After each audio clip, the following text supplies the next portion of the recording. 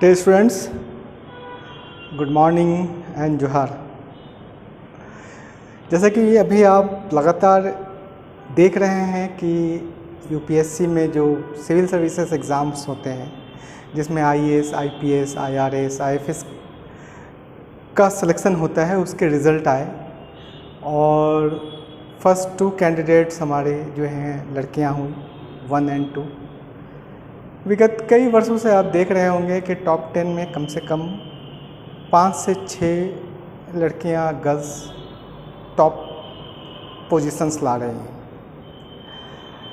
बिहार, झारखंड, उत्तर प्रदेश या जो north India है उसमें आईएएस केवल एक स्टूडेंट्स का सपना नहीं होता, बल्कि ये उसके पूरे फैमिली, पूरे परिवार का एक ड्रीम होता है और एक साधना की तरह लोग लेते हैं। उनका यह मानना है कि अगर हमें कोई पोस्ट हमारी सामाजिक स्थिति, हमारी आर्थिक स्थिति को बदल सकता है, इसको उच्च स्तर पे ले जा सकता है, तो वो आईएएस का एग्ज़ाम है, आईएएस क्लियर करना है। और ये बात बिल्कुल सही भी है, क्योंकि जब आप यूपीएससी जैसे एग्ज़ाम में सेलेक्ट होते हैं और सेलेक्ट होकर के आप किसी भी प्रकार के सर्विस में आते हैं, चाहे वो आईएएस हो, आईपीएस हो, आईआरएस हो, आईएफएस हो, किसी भी प्रकार के सर्विस में आते हैं, तो उस सर्विस में सबसे टॉप बॉस आप ही होते हैं। आपकी जो ज्यूरिडिक्शन होती है वो अपने एरिया पे पूरी तरह से होती है। अगर एक आईपीएस की बात करता हूँ मैं, तो जो पुलिस महकमा है वो पुलिस महकमा का संपूर्ण बॉस है। इसी तरह से अगर कोई आईएएस है तो वो अपने विभाग या डिस्ट्रिक्ट का सर्वे सर्वा है। तो एक ऐसा पद जो आपको सर्वे सर्वा बनने का अवसर देता है वो सिविल सर्विसेज एग्ज़ाम्स हैं। अभी आप देखेंगे कि मैट्रिक का, इंटर का रिज़ल्ट आएगा और हर डिस्ट्रिक्ट में या हर बोर्ड का टॉपर जब अपने इंटरव्यू देंगे तो उनसे पूछा जाता है कि आपका ड्रीम पोस्ट क्या है। तो आप देखिएगा उसमें से 99% बच्चे जो हैं वो आईएएस बनना अपना ड्रीम पोस्ट बताएंगे। ऑल्दो ऐसा भी है कि उसमें बहुत सारे ऐसे स्टूडेंट्स हैं जो मेडिकल के क्षेत्र में जाएंगे, एमबीबीएस करेंगे, जो आईआईटी के थ्रू इंजीनियर्स बनेंगे। लेकिन चाहे वो एमबीए कर रहे हों, एमबीबीएस कर रहे हों, आईआईटी से इंजीनियर कर रहे हों, सीए हो गए हों, वो सब इस एग्ज़ाम के लिए ज़रूर ट्राई करते हैं। और आज के डेट में जहाँ तक देखा जा रहा है तो आप देखेंगे कि जो टेक्निकल लोग हैं, इंजीनियर हैं, मेडिकल हैं या सीए हैं या अदर इस तरह के लोग हैं, वो इस एग्ज़ाम को बड़े संख्या में क्वालिफाई कर रहे हैं।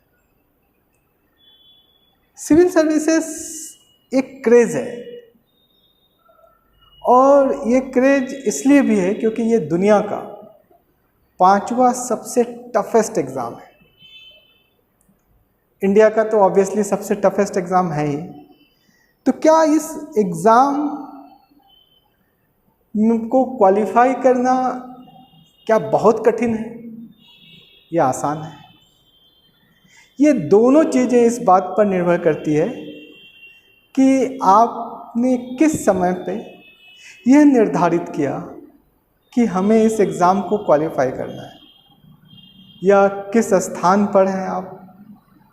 ये दोनों चीज़ें बड़े महत्व का है।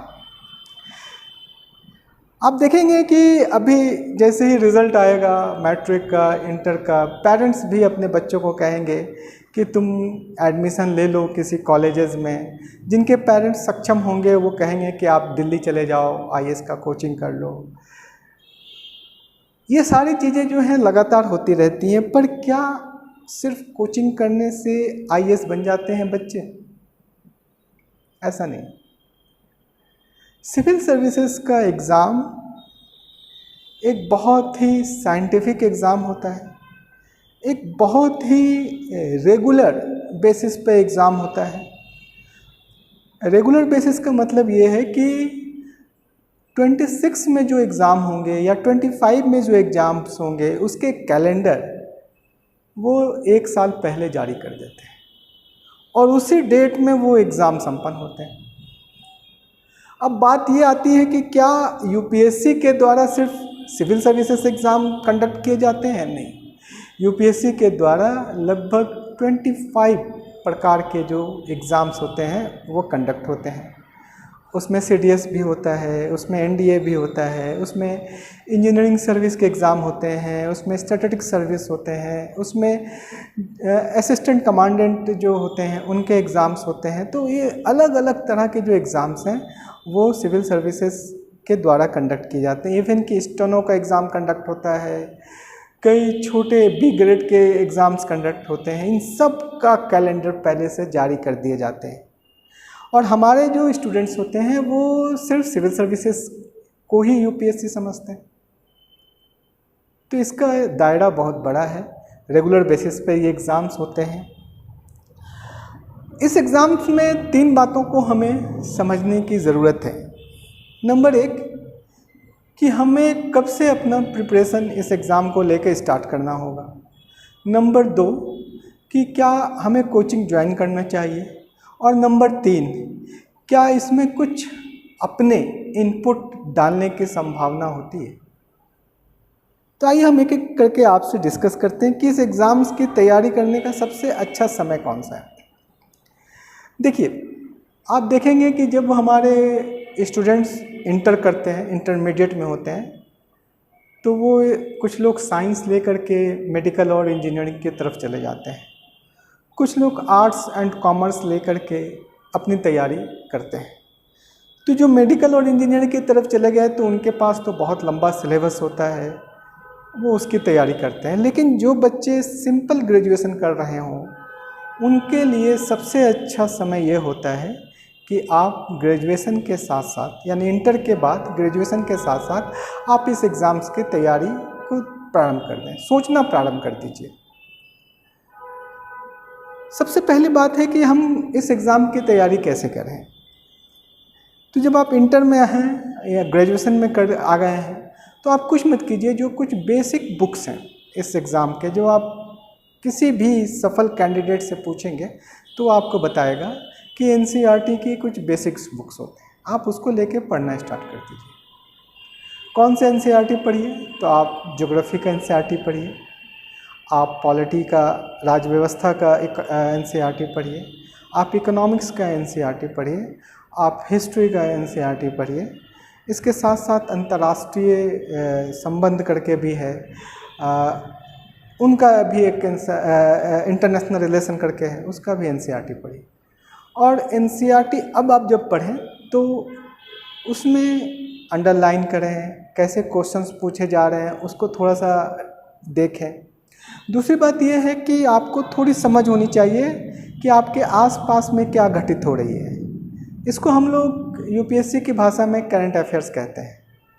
मैं ये नहीं कह रहा हूँ कि अभी आप करंट अफेयर्स का नोट्स बनाने लगिए, क्योंकि करंट अफेयर्स का जो क्वेश्चंस होते हैं वो एग्ज़ाम के लास्ट 1 ईयर के जो करंट अफेयर्स होते हैं वो इम्पॉर्टेंट होते हैं। लेकिन आपको समझना होगा कि आपके सराउंडिंग्स में क्या क्या घटित हो रहे हैं, विदेश के साथ आपके संबंध कैसे घटित हो रहे हैं, सोशल चेंजेस कैसे हो रहे हैं, प्रशासनिक चेंजेस कैसे हो रहे हैं, सुप्रीम कोर्ट या हाई कोर्ट के डायरेक्शंस कैसे आ रहे हैं, इन सब पर थोड़ा नज़र रखिए। खेल में क्या क्या चीज़ें हो रही हैं, इन सब चीज़ों पर अभी नोट्स नहीं बनाइए, पेपर लेके पढ़ते रहिए। तो बेसिक तैयारी आप किसी भी छोटे टाउन में हैं, कहीं पर भी हैं, तो वहाँ पर आप अपने लेवल पे इस चीज़ की तैयारी प्रारंभ कर सकते हैं। ज़्यादा नहीं, 2 से 3 घंटा एवरीडे भी पढ़ेंगे आप graduation first year, second year, third year में, तो भी काफ़ी है। अब आते हैं हम लोग कि कोचिंग कब करना चाहिए या कोचिंग क्या रिलेवेंट है, कैसा उसकी उपयोगिता है। तो आप देखेंगे कि कोचिंग को लेकर के 2 तरह की अवधारणाएं लोगों के दिमाग में रहती है। पहला ये रहता है कि कोचिंग जो है वो करना ज़रूरी है, और दूसरी अवधारणा ये है कि कई लोग कोचिंग्स को क्रिटिक्स करते हैं या उसकी आलोचना करते हैं कि ये बिजनेस हो चुका है। निश्चित तौर से ये बिजनेस हो चुका है। अब आप देखेंगे कि जैसे अभी रिज़ल्ट आया तो लगभग सारे कोचिंग्स के जो एडवर्टीज़मेंट होंगे उसमें जब आप देखेंगे तो जो सेलेक्टेड कैंडिडेट हैं उनके फेस कॉमन होंगे, यानी एक स्टूडेंट्स ABCDEF जितने कोचिंग्स हैं सब में उनका ऐड जा रहा है। ऐसा इसलिए होता है क्योंकि आज के डेट में कोचिंग्स बहुत स्मार्टली वर्क करते हैं।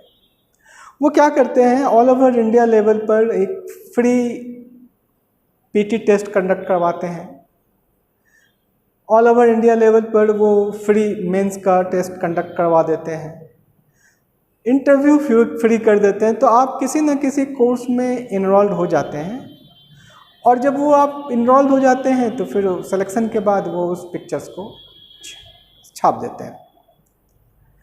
तो इसको लेकर के भी कई बार बच्चों में ये रहता है कि हमें कौन से कोचिंग में जाना चाहिए। सारे कोचिंग्स जो है वो सभी सेलेक्टेड कैंडिडेट्स को दिखा रहे हैं। तो कोचिंग करने से पहले एक दो बात का ध्यान रखिए, आप एडवर्टीज़मेंट देख कर मत जाइए। जहाँ पर भी आपको कोचिंग में क्लास लेना है वहाँ पर आप जाइए, 2-4 दिन पहले जाइए।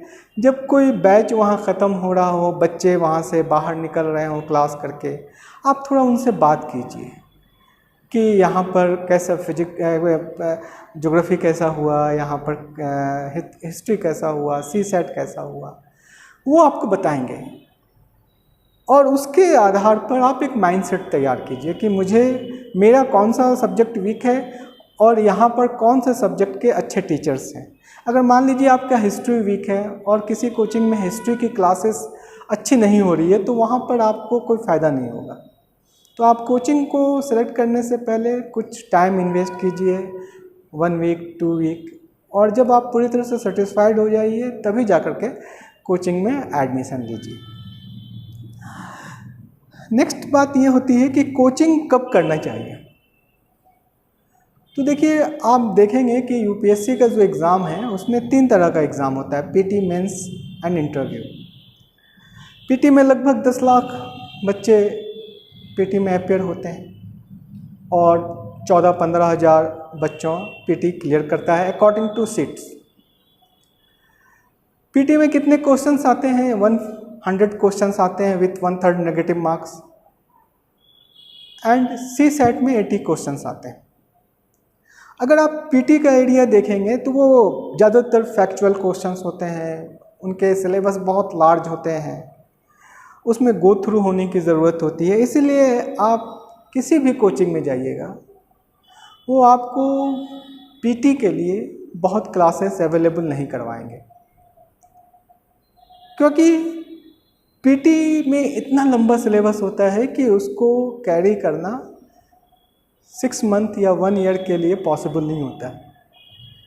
तो PT में वो क्या करवाते हैं, बहुत ज़्यादा फोकस नहीं करते, करंट अफेयर्स आपको बता देंगे, कुछ फैक्चुअल्स नॉलेज दे देंगे, उतना ही में काम होगा। 95% कोचिंग्स जो है वो आप जाएंगे तो आपको बोलेगा कि PT कम मेंस है, यानी PT पे हम तवज्जो देंगे, मेंस में भी देंगे, लेकिन वो जब क्लास करवाते हैं तो वो मेंस कम PT करवाते हैं, यानी मेंस के सब्जेक्ट पे वो ज़्यादा फोकस करते हैं। उसका काउज ये है कि मेंस के सिलेबस PT के सिलेबस से थोड़ा कम होता है, डिफाइंड होता है। हमेशा स्टूडेंट्स को उसी ईयर कोचिंग करना चाहिए जिसके नेक्स्ट ईयर वो एग्ज़ाम दे रहा है। फॉर एग्ज़ाम्पल, अगर आप 2026 में एग्ज़ाम देने के लिए चाह रहे हैं तो आपको 2025 से कोचिंग करना चाहिए। क्या कोचिंग करना बहुत ज़रूरी है या एकदम कंपलसरी है? ऐसा भी नहीं है, लेकिन UPSC का जो सिलेबस है वो सिलेबस ऐसा है, खास करके PT एंड मेंस में, कि आपको किसी विशेषज्ञ से सहायता लेनी होगी। वो विशेषज्ञ आपके बड़े भाई हो सकते हैं अगर उन्होंने सिविल सर्विसेज क्वालिफाई किया हो, या टीचर्स हो सकते हैं, क्योंकि उन कई ऐसे सब्जेक्ट्स जिनके बुक्स नहीं हैं। फॉर एग्ज़ाम्पल इथिक्स, उसके बुक्स नहीं हैं। इंटरनल सिक्योरिटी, उसको आपको एकेडमिक में पढ़ नहीं सकते। इस तरह के और भी बहुत सारी चीज़ें हैं, तो इन सब चीज़ों के लिए आपको हेल्प मिल जाता है। दूसरी बात यह है कि आपको इंटरव्यू में आप देखेंगे जो कोई भी बच्चा कहता है कि बिना कोचिंग का सिलेक्शन पॉसिबल नहीं है। इंटरव्यू में आप मॉक टेस्ट ज़रूर करवाते हैं, लेते हैं। अलग अलग कोचिंग से जितना ज़्यादा आप मॉक टेस्ट करते हैं उतने ज़्यादा आपके अंदर का हेजिटेशन दूर होता है। आप लोगों से मिलते हैं, लोग आपको इम्प्रूवमेंट के लिए बताते हैं कि आपका ड्रेसिंग सेंस कैसा होना चाहिए, आपका कम्युनिकेशन स्किल कैसा होना चाहिए, आपका बॉडी लैंग्वेज कैसा होना चाहिए। उस पर जब आप वर्क करते हैं तो निश्चित तौर से आप आप कह सकते हैं कि पॉलिश्ड स्टूडेंट्स की तरफ बाहर आते हैं। तो दो बातों को समझिए, कोचिंग की रिलेवेंस है और ये आपके ऊपर डिपेंड करता है कि आप उसका कितना यूटिलाइज करते हैं। थर्ड पॉइंट आता है कि क्या आपकी इसमें कुछ इंडिविजुअलिटी होनी चाहिए कि नहीं होनी चाहिए। तो निश्चित तौर से आप किसी भी ईयर के सिलेक्टेड बंदे से आप पूछेंगे, वो दो तरह का क्वेश्चंस का आंसर देगा। आप उनसे पूछिए कौन सा बुक पढ़ा, तो सब लगभग एक ही बात बोलेंगे कि हम NCERT पढ़े, हमने लक्ष्मीकांत की बुक पढ़ी, हमने रमेश सिंह की बुक पढ़ी, ये सारी बात बताएंगे। फिर उसके बाद उसने कैसे एग्ज़ाम के लिए प्लान किया कि हम कॉपी में मेंस के समय किस तरह से ड्राइंग करेंगे, कौन सा एरिया को हम फोकस करेंगे, ये सब का अलग अलग है। तो जो जिसका कमज़ोर एरिया है वो उस पर काम करता है। तो इस बात को समझिए कि आपकी अपनी इंडिविजुअलिटी भी होनी चाहिए, सिर्फ रट करके UPSC एग्ज़ाम्स नहीं होते हैं। एक बड़ा क्वेश्चन ये होता है जो पिछले 10, 12, 13 साल से दिख रहा है कि हिंदी मीडियम्स के बच्चे या रूरल बैकग्राउंड के बच्चे या आर्ट्स बैकग्राउंड के बच्चों के जो सिलेक्शन की दर है वो कम होती जा रही है। क्यों कम हो रही है? इसमें दो कारण हैं। पहला कारण ये है कि UPSC ने 2011 में CSET लॉन्च कर दिया और CSET में क्या होता है, 80 क्वेश्चंस होते हैं, मैथ, रीजनिंग, डिसीजन